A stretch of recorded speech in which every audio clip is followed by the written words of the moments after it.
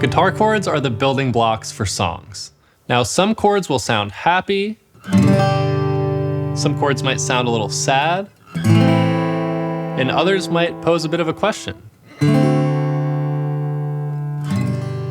So we can use all these different kinds of chords strung together to create songs. I'm going to show you 3 chords that you can use to play songs ranging from the Beatles, Green Day, Taylor Swift, and many, many more. Today we're going to learn G, C, and D chords.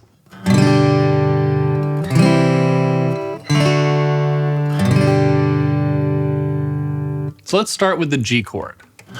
First thing to know with the G chord is we're using all 6 strings. So we're going to start with our middle finger on the low E string 3rd fret, followed by our pointer finger on the 2nd fret of the A string. Then we have 2 open strings, the D and the G string.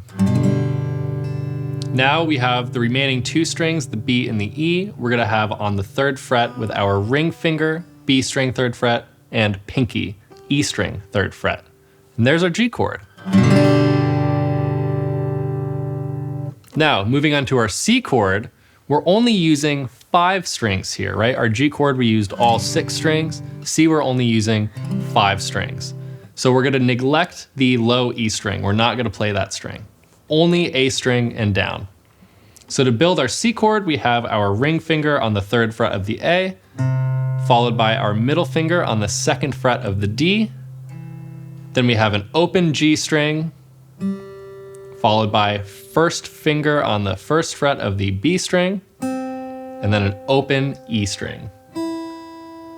Those all work together to create our C chord.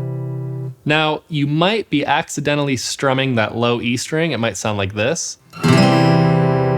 So something that I do to be sure that I'm not gonna play that low E string is I'm actually gonna use my ring finger here to kind of lean against that low E string, which is actually going to mute that string. So just a little extra safety in case my right hand gets a little out of control, I'm not gonna accidentally hit that string.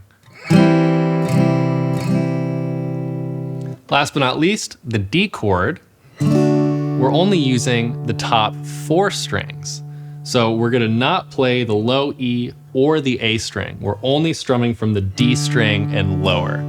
Unfortunately, there's no way to mute the other bottom strings with any of our fingers here, so you have to be really, really accurate with your right hand. So only hit the D string and lower.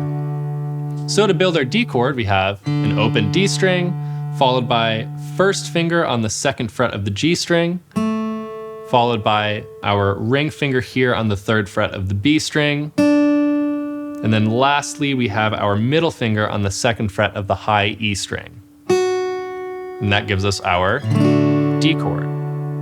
So now we have G, C, and D.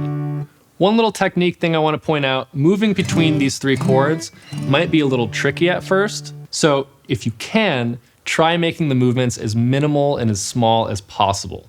And what I mean by that is when you're going from G to C, don't lift your fingers up all the way away from the fretboard, come back down, all the way up again to D. Just move your fingers, just hovering above the strings very gently. So you're actually making smaller movements, jumping chord to chord. Now let's try to put these chords together and make an actual song. So let's strum each chord 4 times, all using downstrokes.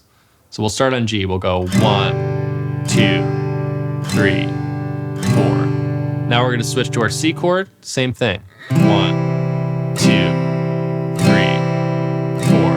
Now to D, 1, 2, 3, 4, and then back to G. Now let's try that same idea without the little pause in between. So as soon as we come from the G chord, we're gonna go right to the C, right from the C into the D. 1, 2, 3, 4, 1. Right to C. Now D. Back to G.